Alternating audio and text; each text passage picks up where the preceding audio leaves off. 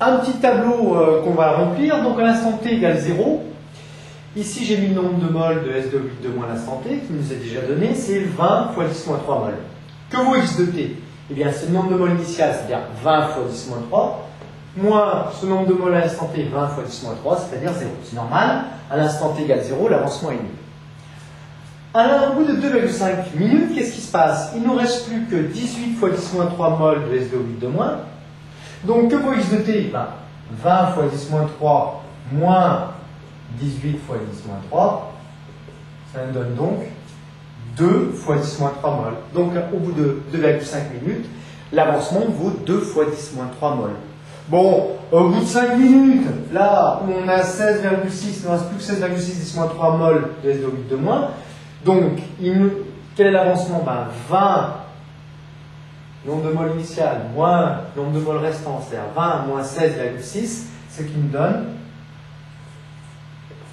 3,4 fois 10 moins 3 moles, etc., etc. Il ne reste plus qu'à tracer le tableau d'avancement au cours du temps. Plusieurs remarques pour ces tracés du x en fonction du temps, comme si on avait y en fonction de x. Donc, sur l'axe des ordonnées, j'ai bien l'avancement, et sur l'axe des abscisses, j'ai bien le temps. Quand vous faites un graphique, il faut au moins qu'il fasse 10 cm sur 10. Au moins 10 cm. Quand je dis 10 cm, c'est plus proche de 10 cm, plus proche de 20 cm que 10 cm. Pour que ce soit un grand graphique bien propre avec des beaux points. Alors, évidemment que je mets x, je mets fois 10 moins 3 moles, comme ça m'évite de mettre les 10 moins 3 ici, puis tenter, je le mets en minutes. Mon premier point c'est 0, 0.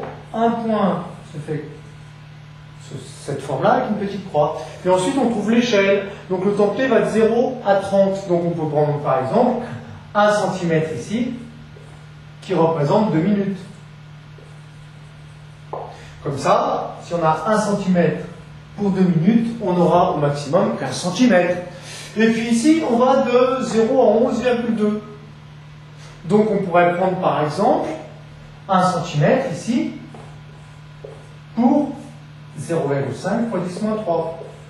Ça nous ferait au maximum 23 cm. C'est possible ça.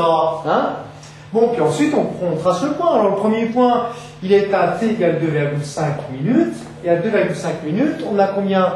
Eh bien, on a 2 fois 10 moins 3. Donc, d'après mon graphique, alors je mets tous les 0,5, 0,5, 1, 1,5, 2, etc. Donc, tiens, voilà le premier point. Et là, toutes les 2 minutes, là, on a 2,5 minutes. Donc, 2 minutes, c'est 1 cm. 4 minutes, ici j'ai 3 minutes. Et ici, j'ai 2,5. On fait une petite reconstruction. Et voilà mon premier point, etc., etc. Et vous tracez la courbe comme ceci.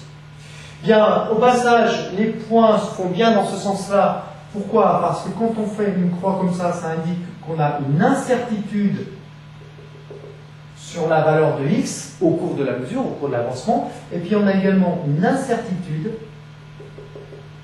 sur la valeur du temps. La courbe se trace à main levée, on essaie de passer par le maximum de points. Au passage, on voit que la réaction n'est sans doute pas terminée, puisque au bout de 30 minutes, on a x de t qui vaut 11,2 10 moins 3 moles. Or, on avait trouvé x max égale 20 fois 10 moins 3 moles. Donc, elle est en cours, il faudrait attendre. Cette réaction est relativement lente. Dernière chose, j'ai oublié, on met l'échelle, on gradue chaque centimètre. Et on met un titre, évidemment, à sa courbe, avancement au cours du temps. Ça va? Voilà pour toutes ces précisions qui sont importantes.